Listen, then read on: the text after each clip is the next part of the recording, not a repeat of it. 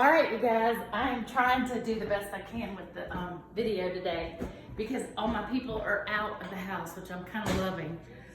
But I wanted to make sure that we got started on our dinner for tomorrow night so that we could make sure that it was perfect, perfectly falling apart in the crock pot, and that you didn't have to worry about it.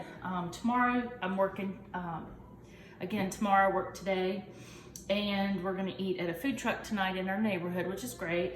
But I wanted to go ahead and get started on something that is another huge favorite for my family that is super, super easy. Tonight we're gonna make pot roast.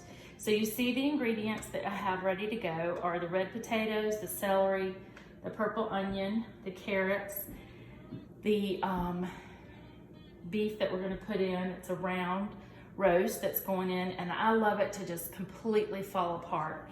So in order to do that, some pieces of meat are much more tough and more harder to break, a little harder to break down than others. And so I put it in, honestly, the day before, the night before, and I let it cook. And then I put it in the refrigerator, and then I take it out the next day and heat it up for about 2 more hours before I serve it.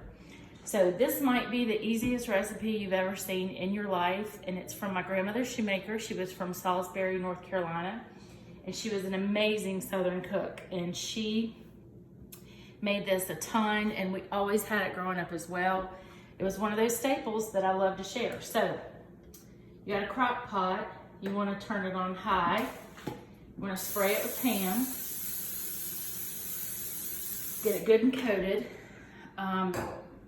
You want to put your meat in the crock pot, and then the next step is you want to put everything that you see. It's about a cup of carrots, a cup of onions, a cup of celery. Everything's really chunky and big so that if someone in your family doesn't like what you're serving, they can pick it out with a fork because it's going to be big enough. The potatoes are good. I don't eat the potatoes always in our pot roast because Kyle and I don't eat them typically, but the boys love them, and they do give you a little bit of a starchy thickness that's nice. Typically what I do is I will put, for that thickness, I'll put 2 tablespoons of cornstarch. It's just the Argos cornstarch. And this is a way to thicken any soup that you have that you want to be a little more like a stew. Again, with the beefy onion, I probably should get paid by Lipton's. I've been promoting that and the Oreo sauce. So the beefy onion goes in, and I don't grind it because after it cooks for 2 days or a day and a half, it really doesn't matter. You can't taste the little pieces of onion like you can in the hot and juicies that we had last night. So to season it, I like to put a tablespoon of oregano, a teaspoon of salt. I don't use anything in here but to salt because it's got plenty in the soup mix. About a half a teaspoon of regular salt. All that's put in. This is another fun dump recipe that you basically just throw together, and that's it. About a half a cup to a cup of red wine, just to get it doused all over. Of course, I had to have a little bit while I'm cooking. Then you do 2 cans of the V8 juice. And that is going to be your base for your liquid. The meat is gonna cook down and it's gonna give off a great broth. And this V8 juice is gonna be the perfect thing to go with your vegetables. Gives it a little acidity, but the beef really makes it a lot more beefy than tomato base. And I'm gonna give you a quick shot of what it looks like in the pot. So you're on high, you're done. You let it cook forever, and probably 2 or 3 hours that you cook it on the in the crock pot.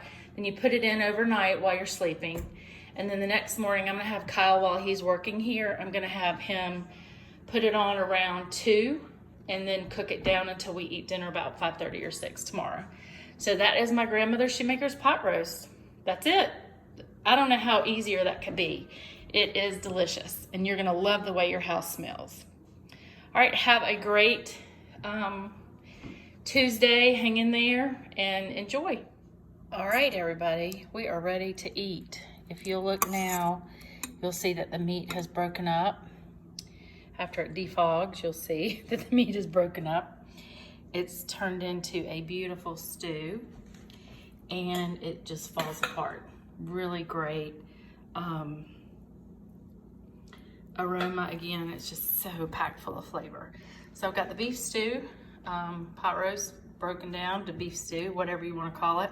It's meat and it's delicious, and it's like I said, you never know when you purchase what's available at the grocery store how the meat's going to break down.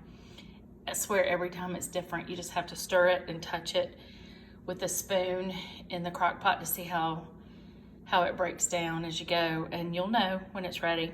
Gonna serve it with a kale salad with some homemade dressing. I have this really great cookbook that I was gonna show you that is amazing for everything I made out of this cookbook is so good. It's called Thug Kitchen. Eat like you give a you know what. But this is the Caesar salad recipe. Tonight I made it without the almonds. It is so good, and it's light. It's basically just olive oil, lemon, a little Dijon, some rice vinegar. But that is one of the best recipes for Caesar dressing I've ever made. I like the Gerards, but we're out of it. I barely had time to, barely had enough to put the salad together, so I'm gonna have to go back to the grocery store at some point. But I love the artwork in this book, and if you're short on any kind of regular condiments that you like, it gives you a great idea of what to make and how to do the sauces yourself. It's just really, really good. It's vegetarian based. It has some beef items and chicken and fish, but basically it's just amazing. So thought I'd share that with you too, because it was a great gift from Ben. And I love the Caesar salad in it, which we put over the kale salad to go with our stew tonight. So there you have it, all done.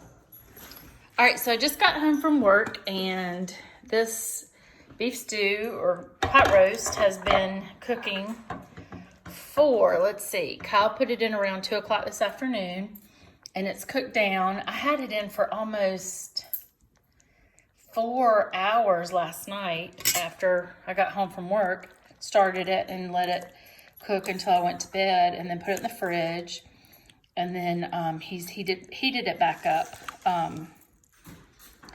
It's starting to fall apart a little bit, but I'm telling you, this piece of meat has hardly any fat in it at all, and it is going to take some more time to break down.